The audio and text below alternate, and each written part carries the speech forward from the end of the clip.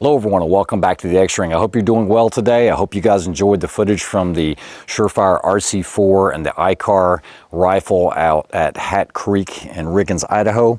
But what we're going to do is we're going to take an in-depth look at the new Sons of Liberty Gunworks. This is the MK1 and winner of the new Special Operations Rifle contract. So stick around.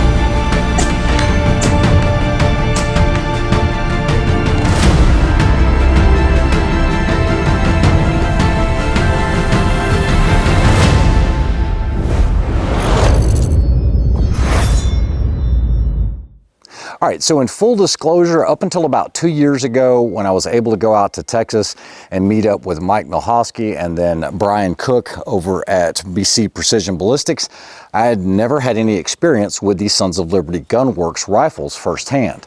I had heard of them, I heard they were solid rifles, but I introduced the 6 Max at that time, and that was built on the Sons of Liberty.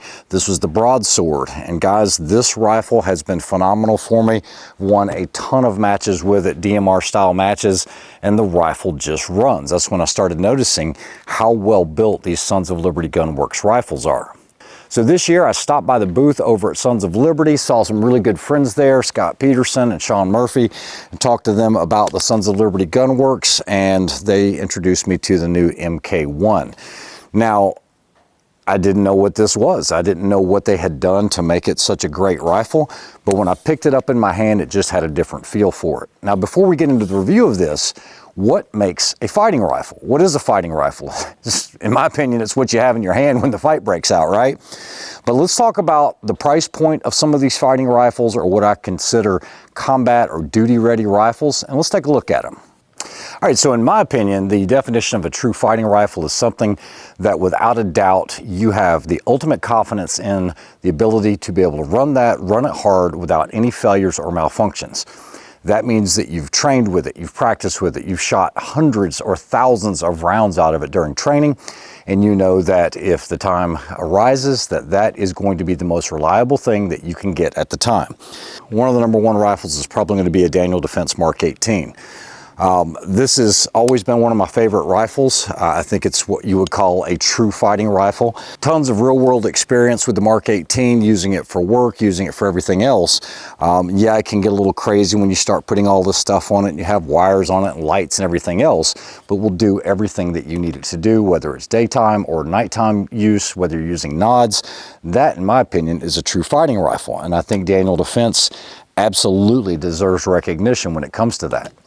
Another one, and you guys know that it's not a secret, is the Geissele Super Duty. So this is a Super Duty. I featured this on the channel. You know, it's got a suppressor on it. These are typically going to be a little shorter barrels, a little more portable, room clearing, but you can still do the distance. Something between, you know, a 12.5 to about a 14.5, maybe a 16, but I think it really fills that role because it's not a DMR rifle, it's a true fighting rifle, and these are going to be good, you know, out to 500 meters or so without any issue. The other one is the HK416, one of my all-time favorites. I have mine here with the Remington Defense handguard. You guys can see that. A little heavy, it's piston system driven, and you're not going to have continuity of parts. So if something goes wrong, as simple as a gas tube or something like that, you have proprietary parts. So in my opinion, I think a true fighting rifle is something that's direct impingement. It is going to have common parts with all other ARs out there. And that way, if something breaks, it's pretty easy to get those parts. And I do believe they all have open gas systems, in my opinion. You know, the Mark 18, open gas. The Geissele Super Duty, open gas.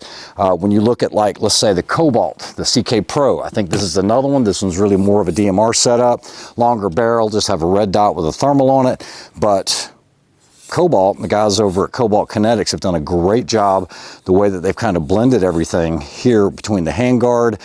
Very rigid. You have a constant Picatinny here without any breaks or anything like that.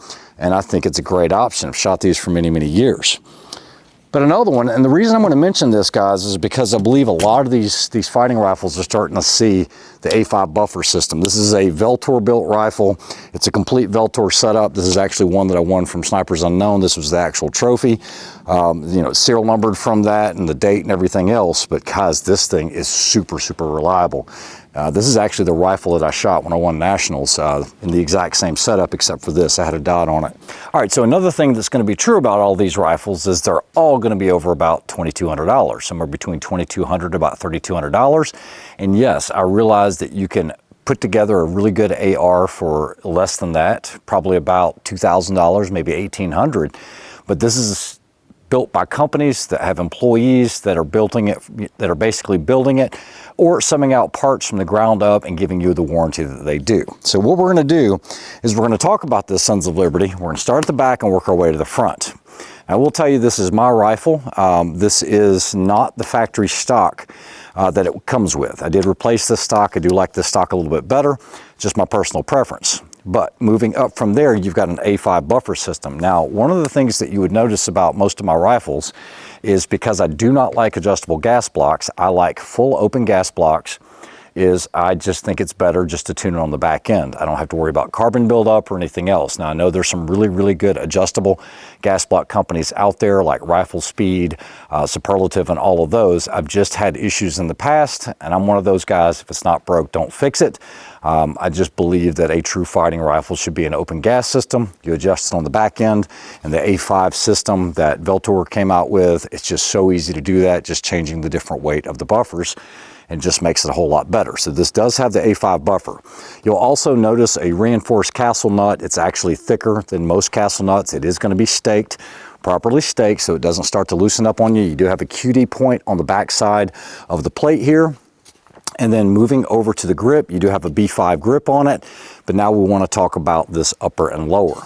So most true fighting rifles have forged uppers and lowers. You typically don't see billet. Now you'll see billet on the Cobalt, you'll see billet on this, but what you've got is like no slop.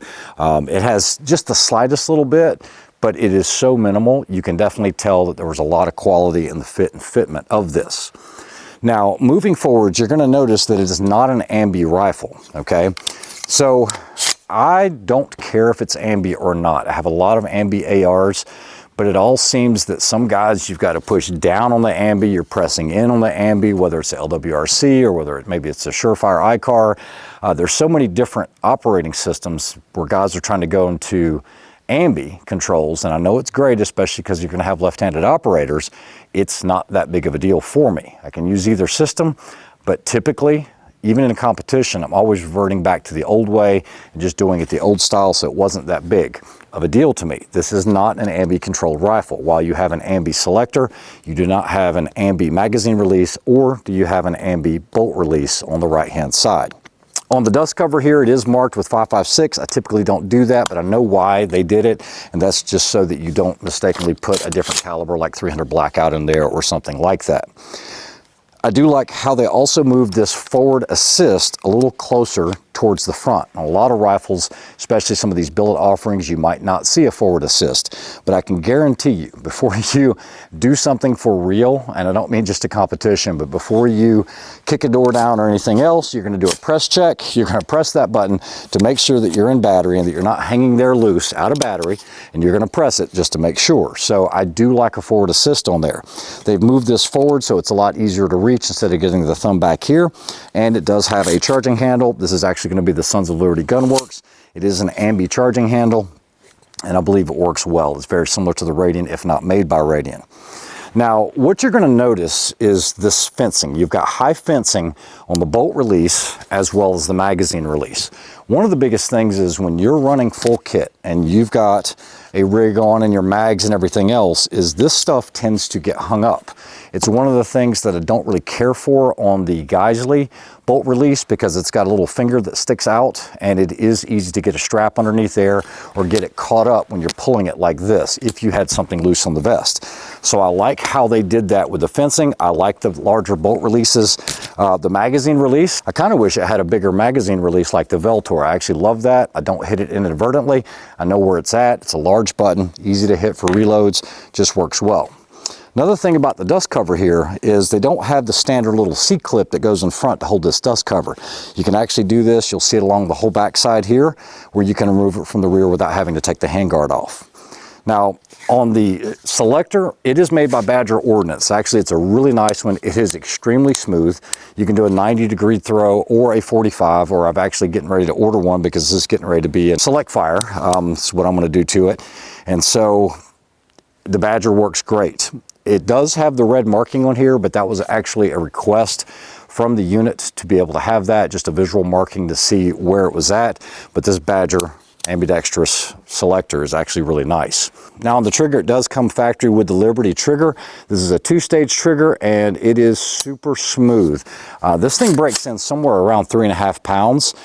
They say it's closer to 4, but man, the reset is short, super smooth. Don't need any better of a trigger. It's a perfect combat trigger. This is being billet. It doesn't have a replaceable trigger guard. This is all going to be machined. It's oversized and it is great for gloved hands or anything like that. You do have a flared magwell, and then moving forward, this is where the magic happens. So guys, on the Mark 1 or the MK1, you do have a continuous rail Picatinny. You don't even see a break in there where you can tell. Now, most rifles are starting to adopt this. This is not something new. You can see it on the Cobalt rifle and some of the other ones, but you do have a gap. Now, I do have an older Mark 18, so it doesn't have the Riz system, but it does have a gap. The Geisley has a gap. And there are marks there where you can't place certain things, and we're starting to put more and more things on the rifles, everything from pecs to risers to you name it. And so having that continuous rail front to rear is actually really nice. Another thing is they've smoothed these down. So you don't have cheese graters for this Picatinny up top. The other thing is how rigid this is. You have locator tabs, anti-rotation tabs, and you also have locator pins in the top to keep this from rotating. Now, anti-rotation tabs are extremely nice because that means you're going to have a lot of rigidity without any twisting effects. I have seen many handguards from different manufacturers rotate. Either the barrel nut came loose, which happens, not if they torqued them properly, but it does happen. I've seen them rotate, I've seen screws rotate, and so the way that this is on here with the locator pins and these tabs, it's not going to rotate, okay? You do have 3 screws here that are clamped onto the titanium barrel nut. That titanium barrel nut also has a coating on it that is actually supposed to help with heat dissipation. You'll also notice 4 slots on the left and on the right. This allows that barrel nut to vent the heat away because that's going to be the hottest part where the chamber is.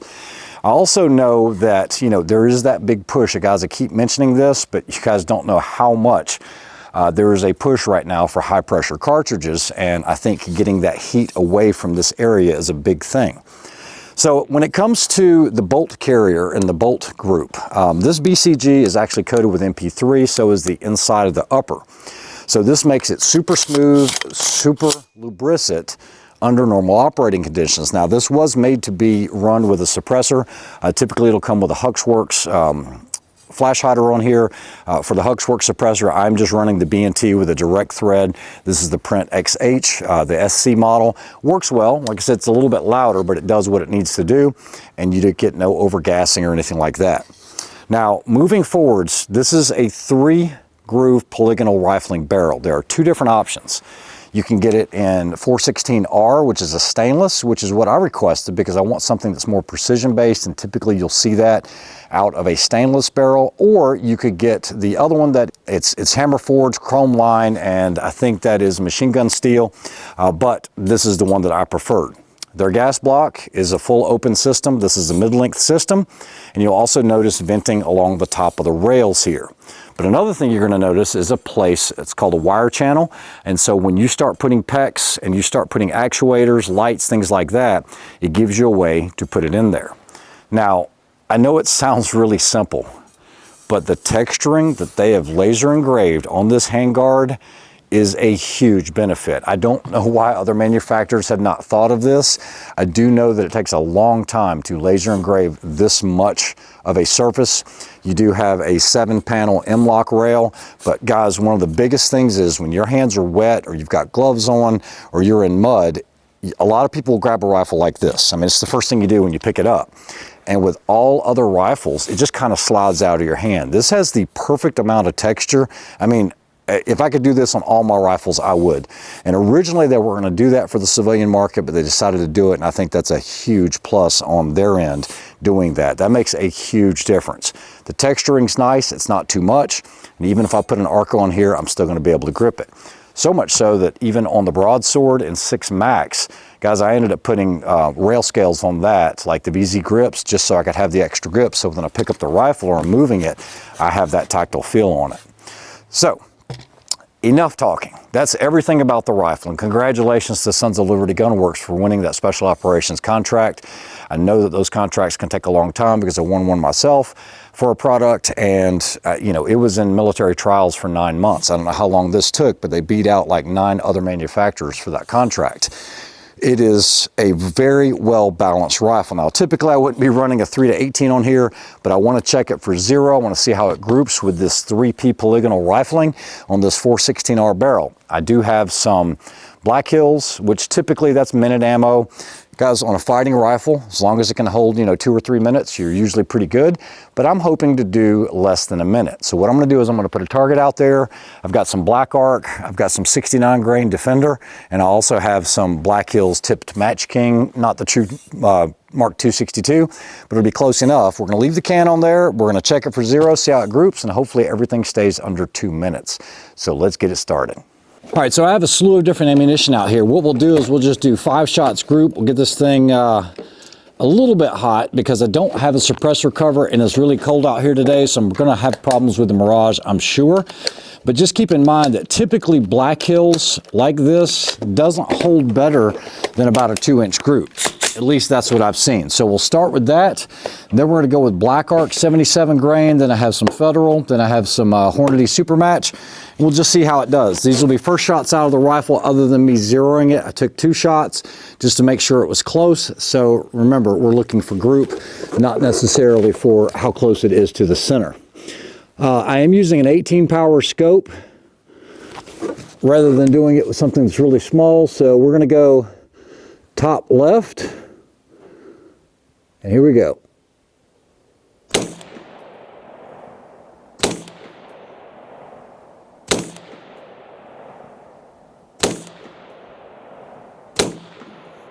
All right, so no feed issues. All right, so I have some Black Arc. And to be fair, I'm just gonna burn one into the dirt. And then let's go for target 2. I'm already starting to get Mirage, but here we go. Target 1 is the center top line.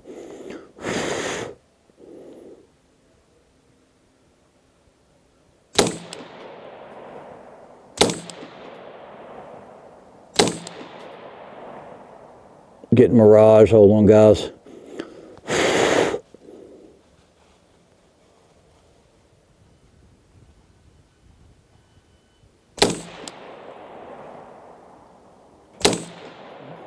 All right, this is a pretty tight group. That's gonna measure right at 1 inch. And that's with the NAS3 casing. Now that stuff shoots great if you can get it. That's the caveat to that. You're still not running crazy high pressure like a lot of these guys that are running 80,000 PSI on some of their rifles. I know that this rifle can handle it. At least that's what I've been told. We're gonna be shooting Federal. This is the LE223. Have no idea how it's gonna shoot. And we'll go for the 3rd target on the right. 3rd on the right, here we go.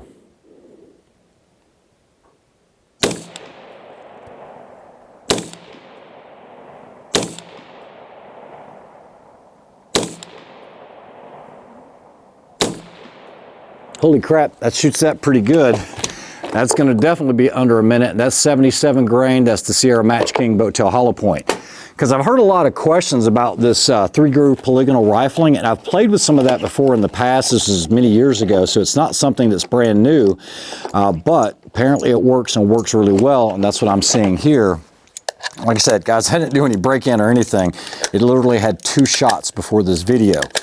So what we're going to do now is, and I have no idea how this is going to work. This is a 75 grain super performance. This is some older stuff, some Hornady match, because we never know what we're going to get, right? We will go for the bottom left, bottom left.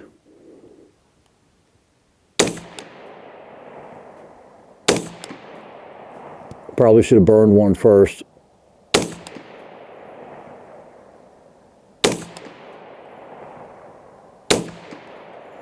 Okay, so it actually didn't do too bad other than that very first shot because it stacked 2 on 2. That was probably the fact that I changed ammunition, so we had different powder and everything else in here. So it is what it is, guys. All right, so what we're going to do now, you know, fighting rifle, you should be able to do offhand at 100 yards pretty easily. I've got 3 steels down there from left to right. You can see them on the actual iPhone. Let's see what we've got here. All right, so I think the 0 will be decent on this. We'll just start off nice and slow. Got a 20 round mag. Here we go, starting from left to right. Okay, not bad at 100 offhand. Guys, the recoil impulse on this thing is super, super soft. Doesn't feel like it's under gas, guys. I've got a beautiful ejection pattern right there at 4 o'clock. I'll actually pan over and show you guys that. But let's see if we can do some double taps on this, and we'll just see what it looks like.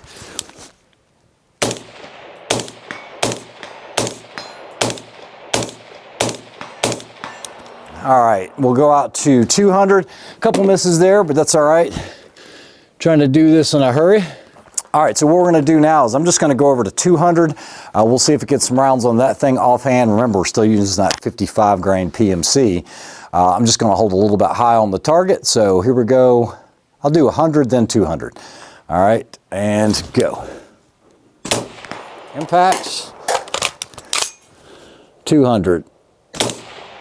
Impact. Impact. Let's go for the small one. Impact. Impact. Not bad, especially for 55s. Let's let me pan this camera over to 300. And guys, honestly, 300 yards you really shouldn't be doing offhand. Realistically, we're just going to get in this position. I'm going to go on my elbows on a rickety table. We'll just hold top of that steel. It's a 3rd IPSC. Here we go. Impact. Impact. I've run no data or anything on this. We'll go to 400, which is just behind it, right next to the lollipop. Might have to hold more.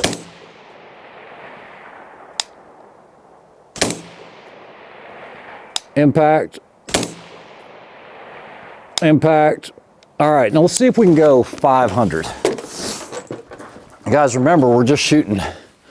Kid you not, I literally, and I don't know when the battery actually died, but basically went 200, 300, 400, and then did like 4 in a row at 500 yards using that PMC. All right, guys, I really haven't given this thing a break at all. That suppressor is smoking. I do have a nice little pile down there. You can actually see where it's throwing it perfectly other than when I moved. But I've got some Igman. Global Ordnance sent me some of this. I got a bunch of this in 223. So it's not going to be 5.56 ammo. I'm hoping that the 0 will still be good, or at least close, but just 55 grain burner ammunition. I got 40 rounds, so let's burn it down. Let's just check it at 100. See if it'll actually hit the targets first. All right. All right, 100, here we go. Let me turn this power down.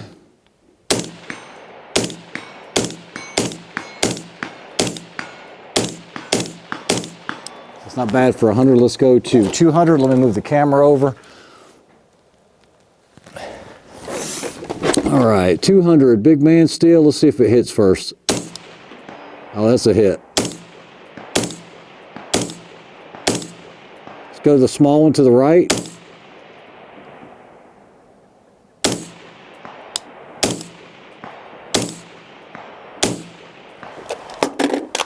All right, let's go to 300. Like I said, guys, remember I have no zero on this thing. I'm just shooting. Let's go 300 and see where we can hit. All right, 300. Man, we're smoking this. Here we go. Impact. Impact. Impact. Yeah, no problem. Let's go to 400. 400's in the screen. Well, I can't hear because other guys are shooting. Let me go 400. We're going to have to wait.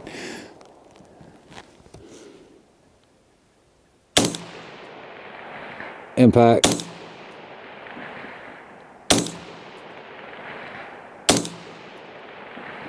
All those are impacts. Let's see what we can do at 500.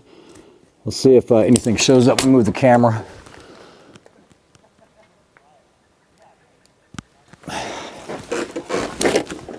Guys, the handguard is not hot at all. We do 4.5 on the third.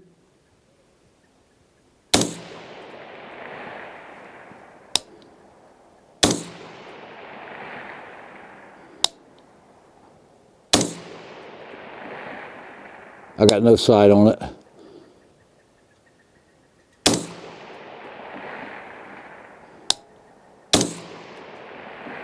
And guys, I have so much Mirage on this thing.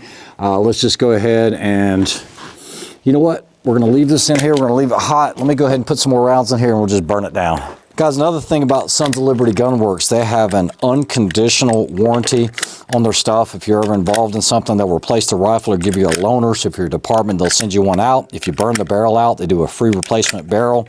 I've heard nothing but good stuff about Sons of Liberty Gun Works. So let me go ahead and change this to where we're just gonna stand and burn this 20 rounds down.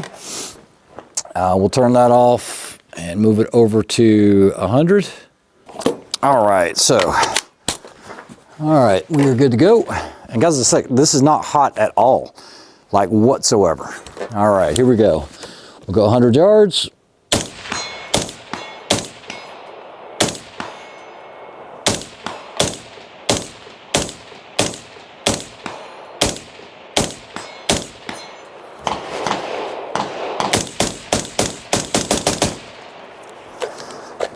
No problems.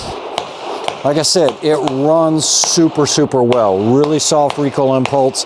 Guys, I'm definitely impressed with this Mark 1. I don't normally burn through this as much ammo, but I really wanted to try this. And like I said, I haven't given it a drop of oil, guys, nothing. This MP3 coatings they use are super lubricant. Most of your rifles will do this, but they start to get pretty gummy, especially if you're shooting suppressed. The suppressor by BNT does a great job. A little bit louder, but it is a shorter suppressor. All right. All right, same thing. Here we go. Just dump them into the berm. Here we go.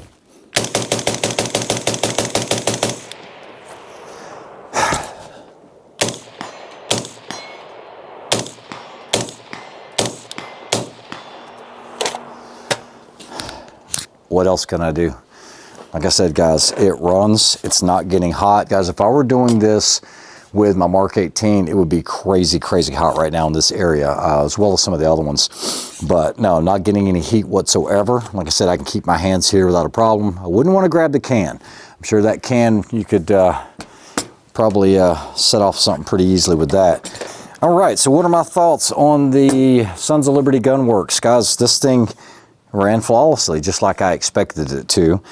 The price point is a little high at that $2,700 price point, but you do get what you pay for. You have a lot of different benefits in here, added benefits, and like I said, this texturing really makes a huge difference. It's easy to pull it into your shoulder, and like I said, it's just well thought out, well built. It does have a lifetime warranty. I don't know if you guys are familiar with Sons of Liberty. I do think it is a great rifle.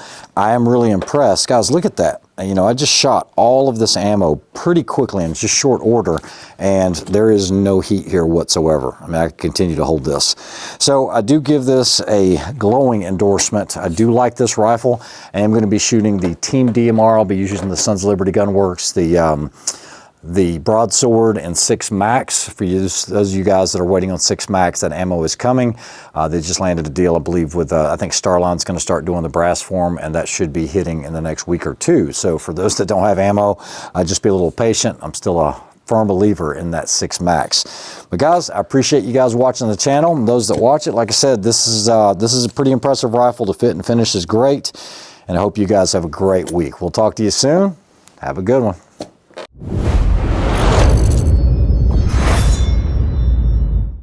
All right, guys, I'm having so much fun out here. I figured I'd just burn up some more ammo. But I went ahead and changed the optic on here. Guys, this is the Holosun. This is the DRSTH. This is a thermal unit. It works like an EOTech as far as having a dot with the circle. It is a little bit larger unit, but you do have the ability to do a thermal up top. But it also has holdovers. I'm not going to be using that at all. I actually have that cupped. And I wasn't aware that Holosun actually made the Iris, the Green 3 like this. You guys can see that if I had some zip ties, I'd be able to do some better cable management on this. But guys, you know, as far as a fighting gun, I always carried a dot when I was at work. Towards the end there, before I retired, I ended up going to an optic, like a 1:6, because you have better chance of doing, you know, target identification, things like that. But guys, don't discount a red dot. I'm going to be using a red dot here. I typically run a 200-yard zero, but what we'll do is I've got the camera going down range, or at least best I can. So 200-yard zero on the dot, guys, that'll do everything you need. Just got to remember, at 100 yards, just aim just a little bit low, maybe favor the lower third of the circle. So I'll go left to right here. Let me go ahead and turn my dot up just a hair. Here we go, left to right, circle first. I'm going to aim lower thirds, man steal, and man steal. All right, and then what I'm going to do is, and I'm still shooting that 55 grain, that Igman, just plinking ammo, basically. I'm going to go to 200 yards. We will go with the big man steal on the left and one on the right.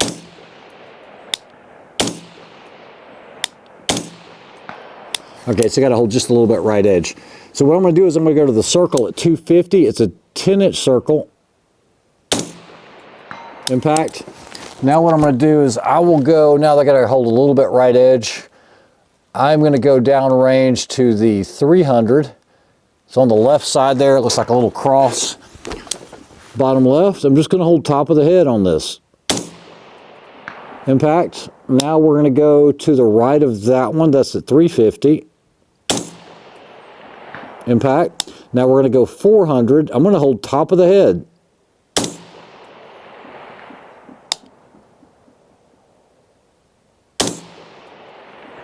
Impact. Impact. So don't discount a dot. A dot is super, super fast. You could throw a magnifier on the backside if you wanted to, but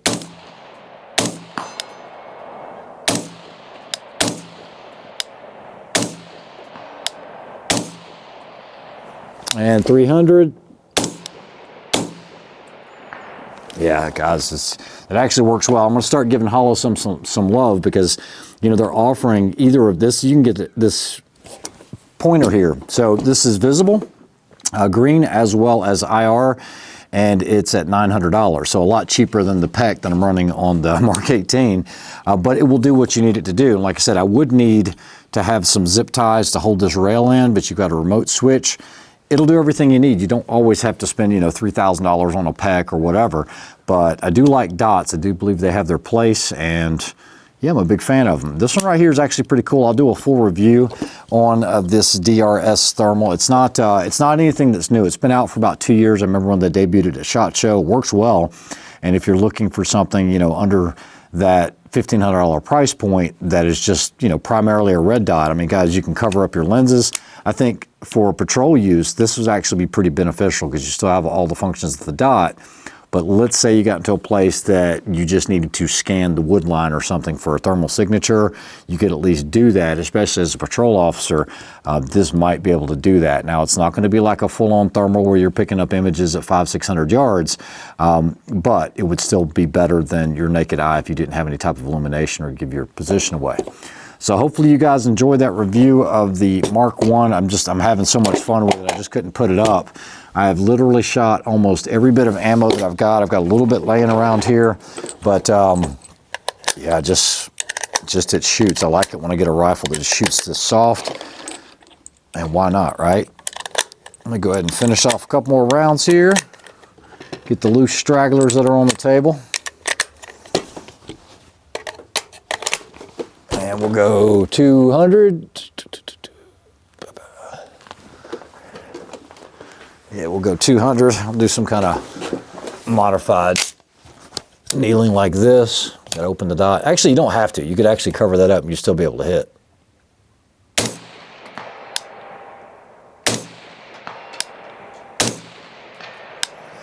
Oh man, it's just too easy. Let's go for the little circle in a horrible position that's bouncing. Yeah, not gonna happen there, not on that small target. That's it.